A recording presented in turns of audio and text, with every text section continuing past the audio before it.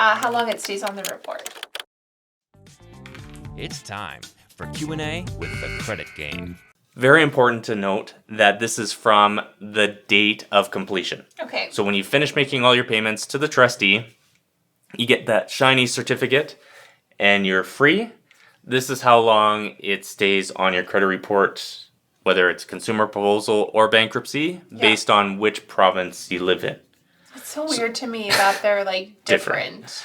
Definitely complicates things. Now the consumer proposal is easy because it's 3 years regardless what province, what credit report you're looking at. Oh, consumer proposals are only 3 years? From completion. Okay. So, not to be confused with the total, because you can be in a consumer proposal for 5 years and then be another 3 years. Additional 3. Okay. Right? And then a bankruptcy is 6 years. You can be in a bankruptcy for as little as 9 months and then be 6 years after that, or 7 years, depending on the province.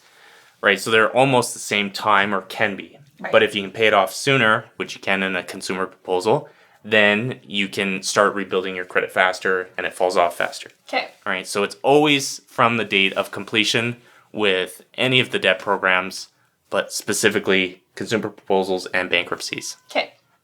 Now that I just said that, I'm going to completely contradict myself. There is not necessarily a new rule, but it's 3 years from completion on a consumer proposal or 6 years from the date that you filed it. Whatever one is sooner. So, when you're looking at how quickly it should fall off, if you are in it for, let's say, 5 years, then technically it's only on there, or should only be on there, 1 year after completion. Okay. The reason why I bring that up is because a lot of times they don't automatically do that, but it is something that can be corrected. Oh, okay. So if you go through a consumer proposal or a bankruptcy, it's really good to pay attention to your credit report. Right.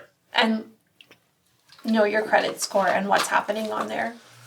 During the insolvency and bankruptcy, not really that big of a deal. Right. Afterwards, very important. Right. Which brings us to the next part. Common errors that are found on the credit report after the bankruptcy or consumer proposal. Okay.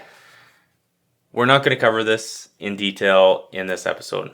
The reason why is because there's a lot. Yeah. And there's also there a link to a intro to the free Life After Debt CreditGameCanada course.